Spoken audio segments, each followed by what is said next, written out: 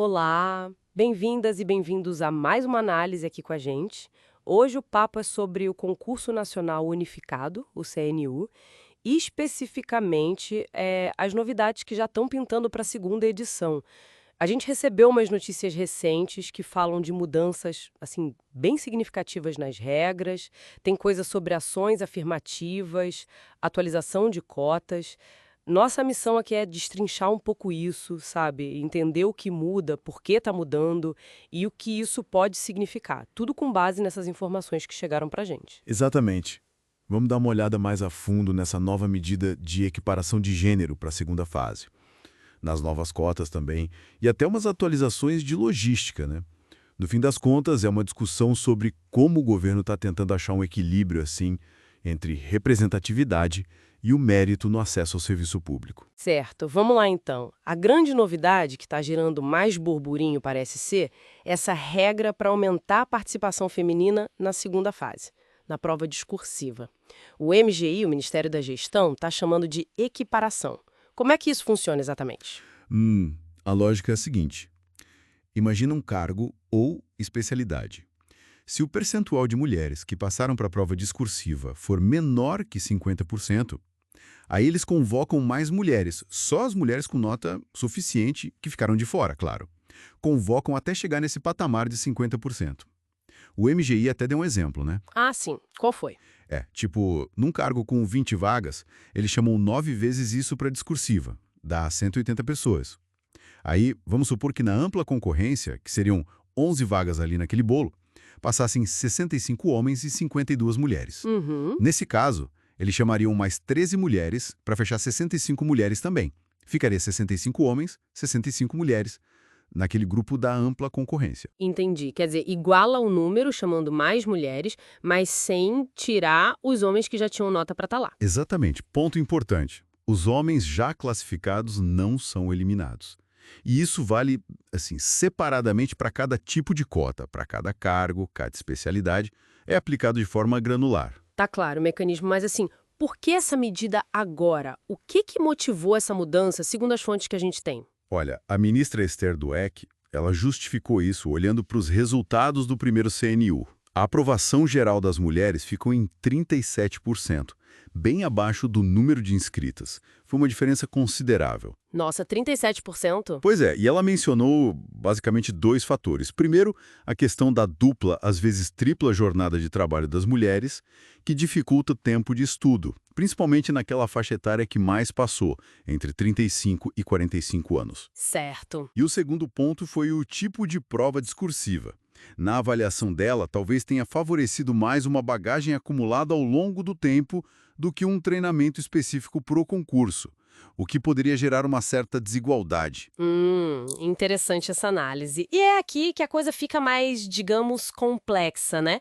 Porque o MGI faz questão de dizer que não é uma reserva de vagas, como as cotas para negros, indígenas, quilombolas ou PCDs. Mas as fontes também mostram que tem críticas, né? Gente dizendo que a medida fere a ampla concorrência e a meritocracia, porque, no fim, a decisão de chamar mais gente seria baseada no sexo do candidato. Como as fontes apresentam essa tensão? Sim, esse é o ponto central do debate que as notícias trouxeram. De um lado, você tem o argumento do governo de que é preciso corrigir uma subrepresentação clara, justificada por barreiras sociais e econômicas que afetam mais as mulheres.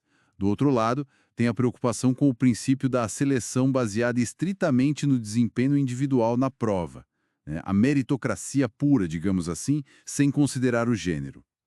As fontes que a gente viu, elas expõem esses dois lados, a justificativa do MGI e as críticas que surgiram.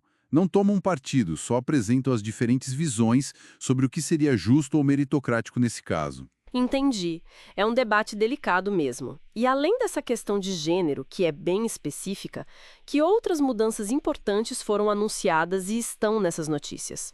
Bom, teve uma atualização bem relevante nas cotas, para alinhar com a nova lei de cotas, né? Agora, o total reservado vai ser de 30% das vagas. 30%. E como fica a divisão? Fica assim: 25% para pessoas negras, que inclui pretos e pardos, 3% para indígenas e 2% para quilombolas. Essa é a novidade na divisão racial e de origem. Certo. E a cota para pessoas com deficiência? Essa foi mantida.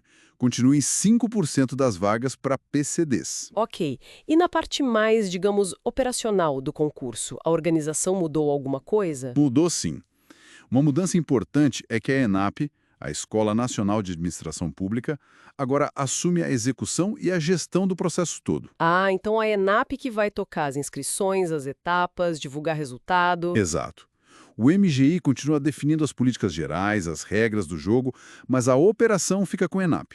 Outra coisa, as provas agora vão ser em 2 dias distintos. Sério? Não mais tudo no mesmo dia, não mais. A prova objetiva ficou marcada para 5 de outubro de 2025, um sábado.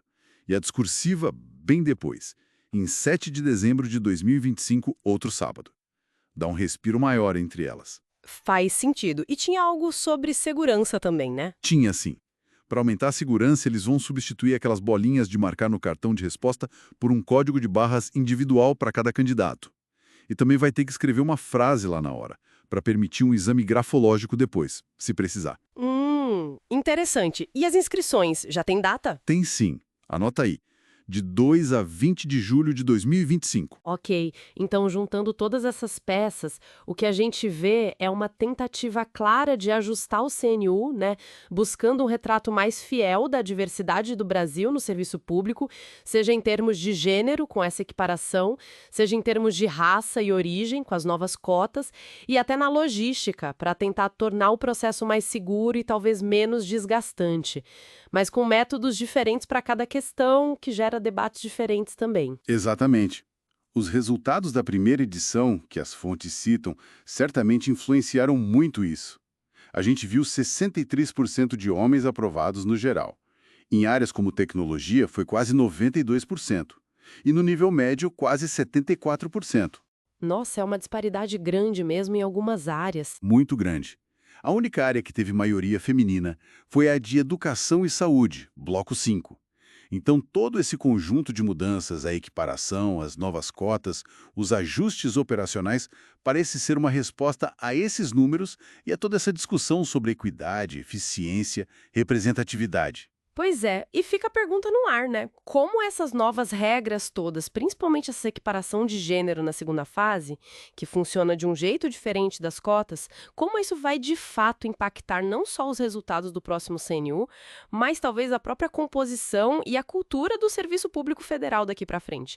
Qual será o ponto de equilíbrio ideal entre promover mais equidade e manter critérios de seleção que sejam vistos por todos como puramente meritocráticos? É algo para a gente pensar e acompanhar, né? Enquanto a gente espera o edital completo, que disseram que sai até 4 de julho. Vamos ficar de olho.